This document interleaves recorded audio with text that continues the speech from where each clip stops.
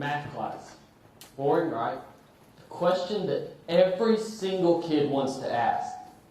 When am I ever going to use this again? Baseball is one of the many answers to this very important question. It's America's pastime. From Babe Ruth to Clayton Kershaw, the seventh inning stretch and take me out to the ball game.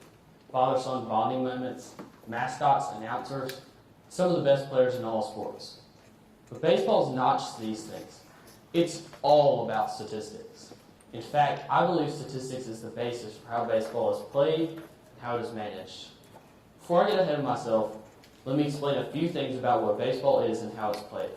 This is just a quick rules refresher for those of you who aren't as big of a fan as I am. First, the goal is to score the most runs in 9 innings, the standard length of a ball game. The team that does this wins. Second, each inning consists of a team playing offense, which means they're hitting, and a team playing defense, which means they're fielding to protect from the hit. Here's how you score runs. There are 4 bases: first, second, third, and home plate. To score, a batter must reach home plate without getting out. Quick refresher, right? Isn't that just what baseball is? Whoa, whoa, whoa. Not so fast. It's actually a very complicated and complex game. It's not just the runs and the outs. It's actually a bunch of numbers. It's actually statistics. Baseball depends on statistics to produce wins. It's a billion-dollar concept in baseball. You may be familiar with the movie or book Moneyball, which deals with statistics in baseball. It's based off of a general manager named Billy Beane of the Oakland A's. Billy took a risk and drafted a series of players who were not highly ranked but had strong statistical value. This ended up working for the A's. Statistics are used in many different ways in baseball, including to tell a team which player to include in a trade, to tell a player what to do on the field, to tell a team which player to sign, and to tell a team how much to pay a player. There are multiple other ways that they're used, as it's the basis for the game. Now I'm going to give you a real-life example of how statistics are influential to baseball. I'm going to use the Mets trade of Michael Fulmer and Luis Cessa to the Detroit Tigers for Yoenis Cespedes in 2015. July 31st is the trade deadline for Major League Baseball. Last year at the trade deadline, I got the news that the Mets had traded for Cuban player Yoenis Cespedes. I'm an avid Mets fan, so I was stoked that this had happened. They traded 2 minor league players, Michael Fulmer and Luis Cessa, to the Tigers for Cespedes. Just for your information about how good Cespedes is, his nickname is La Potencia. This translates into the power from Spanish. After analyzing the statistics behind the trade, I was able to see why it was the perfect trade for the Mets. The Mets had the lowest amount of runs scored over the season before the trade. But the Mets having a low run statistic showed that they needed a guy who was able to get hits so they could score some runs.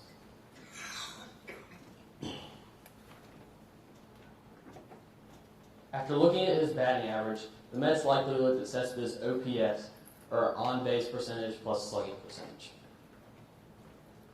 Cespedes had an 829 OPS, second highest in baseball at the time. Cespedes hit a 293 batting average, 38 higher than the Mets' highest at the time. In short, this shows that Cespedes was the perfect bat for the Mets. So all this factors into the team's decision. And for a Mets, a team with low run production at the time, the Cespedes 293 batting average was very important. If you're last in the league in runs scored, you're theoretically going to lose every single game. Well, guess what? The Mets were last.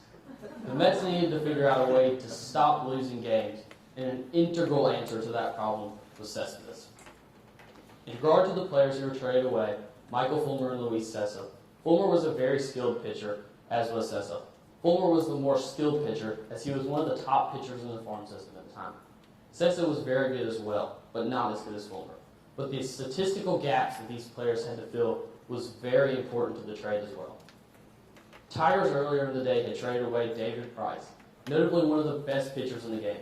So this left them with a statistical gap. With the Tigers trading away Price, they needed to fill their gap. So they got Fulmer and Cessa.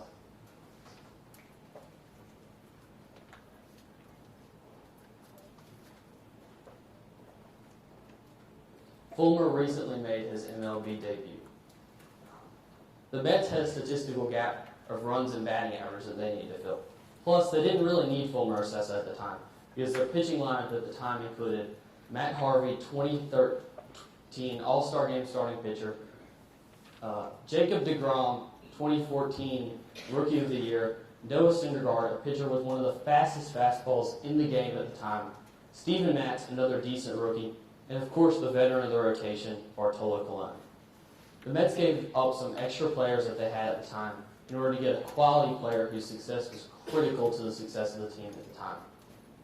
The Tigers needed to do something about Cespedes because his contract was about to expire, and they weren't going to get anything for him if they let his contract expire. The Mets were on the brink of getting into the playoffs. They needed to make a big move to see if they could do it. Plus, it was a one-year deal, so why not? The Mets recently re-signed Cespedes to another 3 years because he was such an unexpected fit. Cespedes made the Mets go from worst to first, from having a .234 batting average before the trade to a .275 batting average after the trade. Cespedes made the Mets an offensive machine. Their average for runs per game after the trade, 6.7. Compare back to 3.56 before the trade, that's almost double the amount of runs per game just due to the trade that they made. This deal shows how influential statistics are in baseball. Statistics is the core of baseball. I grew up as a baseball fan. I used to go to many baseball games, and I never realized how prevalent statistics are until now. I mean, just look at all these pictures.